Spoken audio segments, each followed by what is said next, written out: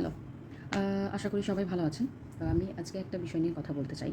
সেটা হলো আপনারা কি কখনো খেয়াল করে দেখেছেন যে আমরা আমাদের জীবনে যে ধারণাগুলো নিয়ে বড় হই, ছোটোবেলা থেকে বড় হওয়ার সময় আমাদের মা-বাবারা আমাকে যা শেখান, আমাদের জ্যাঠা-জেঠিমা, চাচা-চাচী, পিসেমশাই, বাড়ির লোকজন, পাড়া-প্রতিবেশী, আমাদের ধর্ম, আমাদের সংস্কৃতি, সেই সব কিছুই সবসময় ঠিক হয় না।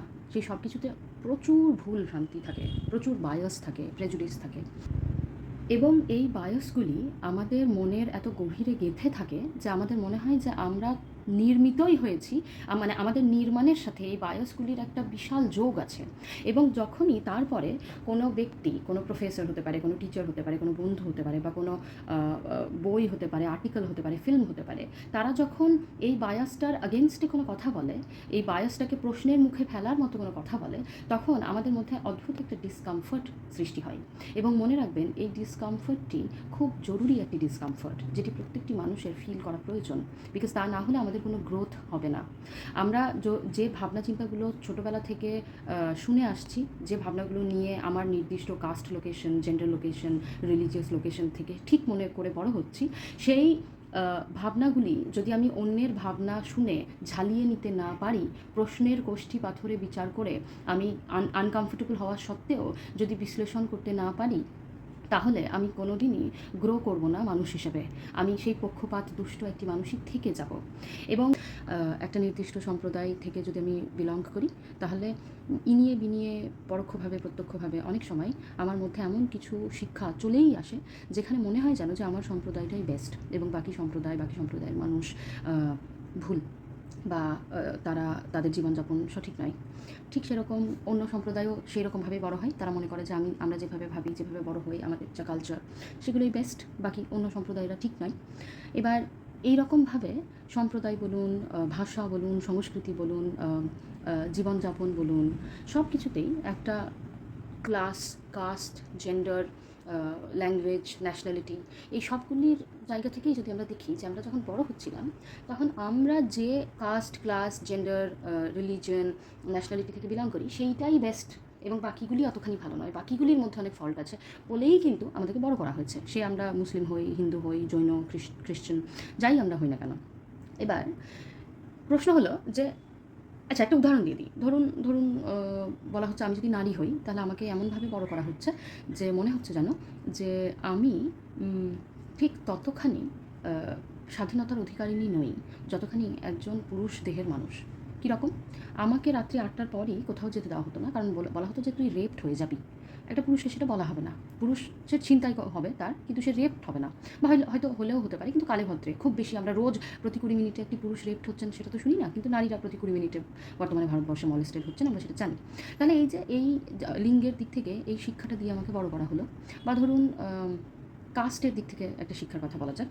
ধরুন আমি ব্রাহ্মণ এবং আমাকে বলা হলো যে আমার কাস্টটাই সুপিরিয়র, অন্য কাস্ট তারা আমার থেকে নিচু, তারা রিজার্ভেশন পেয়েই তারা এগিয়ে যাচ্ছে, তার জন্যই আমাদের ক্যাটাগরির মেরিটোরিয়াস স্টুডেন্টদের, চাকরি প্রার্থীদের কিছু হচ্ছে না। ধরুন এই বলেই, এই শিখিয়েই আমাকে বড় করা হয়েছে। এবং তার জন্য আমি একটা অ্যান্টি দলিত, অ্যান্টি রিজার্ভেশন একটা মানসিকতা নিয়েই আমি তিল তিল করে বড় হয়েছি।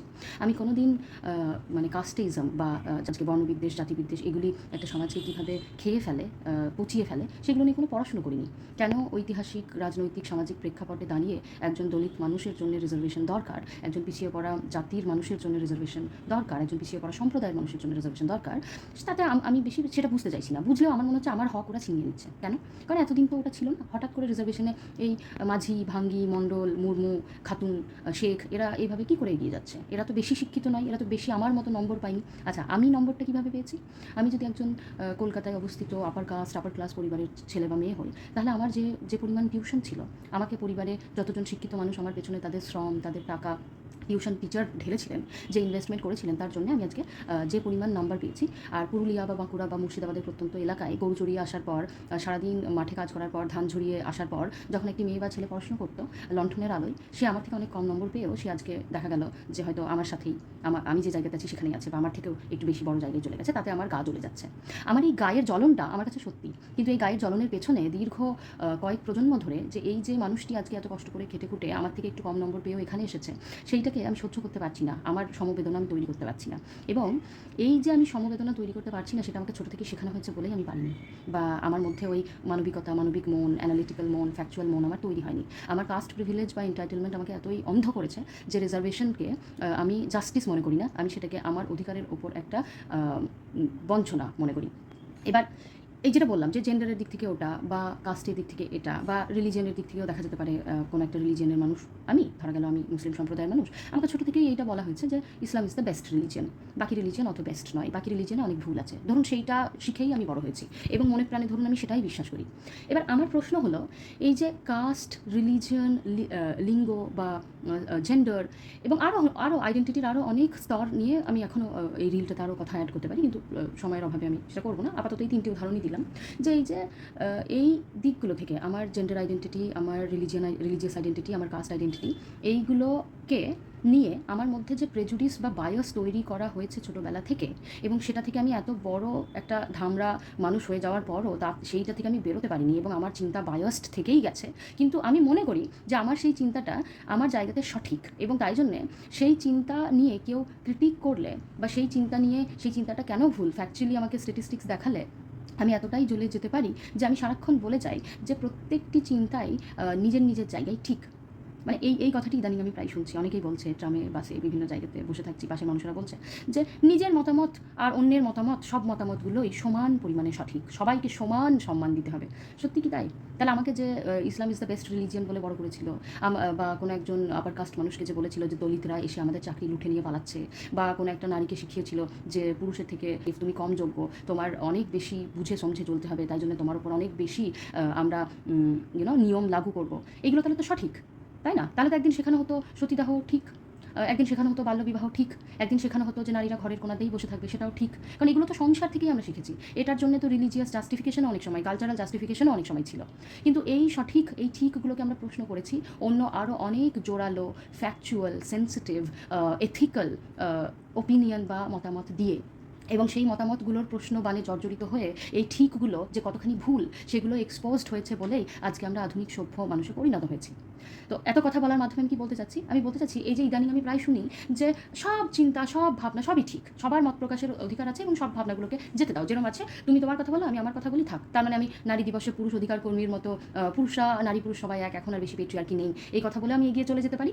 আমি এসসি এসটি সংরক্ষণ কেন থাকবে, সে আমরা শুধু গরিব আর বড়লোকটাই দেখবো, আমরা মানে জাতিবিদ্বেষ, বর্ণবিদ্বেষ নিয়ে কিছু বলবো না, অ্যাজ ইফ একজন 70,000 টাকা ইনকাম করা এসসি মানুষ এবং 70,000 টাকা ইনকাম করা ব্রাহ্মণ মানুষ তারা দুজনেই সমান।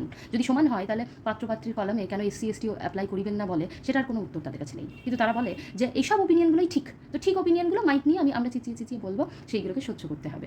এটাই হচ্ছে ব্যাপার। আজকে আমি এটাই শেয়ার করলাম যে প্রায়ই আমি সমস্ত ওপিনিয়ন ঠিক বলে সহনশীলতার যে পাঠ পড়াতে লোককে শুনি, সেগুলো আসলে হিপোক্রেসি। সমস্ত ওপিনিয়ন সমানভাবে ঠিক নয়, কিছু ওপিনিয়ন প্রচণ্ড চালাক, ধূর্ত এবং বেঠিক, এবং কিছু ওপিনিয়ন সত্যি এথিক্যালি অনেক বেটার। তো বোঝার চেষ্টা করুন, বিশ্লেষণ করুন কোন ওপিনিয়নগুলো বেটার, এবং সেই বেটার ওপিনিয়নগুলোর আরও বেশি বেশি করে কেন প্রতিষ্ঠিত হওয়া, মঞ্চ পাওয়া, মাইক পাওয়া দরকার। এবং আরেকটি কথা, এই বেটার ওপিনিয়নগুলি অনেক সময়ই খুব আনকমফোর্টেবল, খুব আনসেটলিং ওপিনিয়ন হয়, এবং জাস্ট বিকজ সেই ওপিনিয়নগুলো আনসেটলিং, সেই ওপিনিয়নগুলো আপনার ডাইজেস্ট করতে কষ্ট হচ্ছে, সেই ওপিনিয়নগুলোর মধ্যে যে ফোর্স আছে সেটা আপনাকে এতখানি ট্রিগার করছে, আনসেটেল করছে, যে আপনি সেই ওপিনিয়নগুলোর পেছনের যুক্তি, তাদের স্ট্যাটিস্টিক্স, তাদের যে সামাজিক প্রেক্ষাপটটা সেটা দেখছেন না। সেই জায়গাটা থেকে নিজেকে মুক্ত করুন। সেই জায়গাটা থেকে যদি নিজেকে না মুক্ত করেন, তাহলে নিজের যে প্রিভিলেজ, সেই প্রিভিলেজের দ্বারা ব্লাইন্ডেড হয়ে একটা অসংবেদনশীল মানুষই থেকে যাবেন। সে আপনি যতই পড়াশোনা করুন না কেন, যতই হায়ার স্টাডিজ করুন না কেন, এবং বাকিরা সেটা জানবে যে আপনি এই অসংবেদনশীলতার চাষটা খুব সচেতনভাবেই, বা অবচেতনতা নয়, সচেতনভাবেই হয়তো আমরা করে থাকি, আমরা এই চালাকিগুলো সচেতনভাবেই করে থাকি। তো এইগুলো সেইভাবেই আপনি করবেন এবং বাকিরা সেটা জানবে। সুতরাং শেষ কথা আবারও রেইটারেট করছি যে সমস্ত ওপিনিয়নের ভয়েসড হওয়ার সমান অধিকার থাকলেও ওপিনিয়নের মধ্যে ঠিক ভুল থাকে, এবং ভুল ওপিনিয়নের এত বেশি প্লেস পাওয়া, এত বেশি নিজেকে ঔদ্ধত্যের সাথে ছড়িয়ে দেওয়ার জন্য একটা লজ্জা থাকা উচিত। ধন্যবাদ।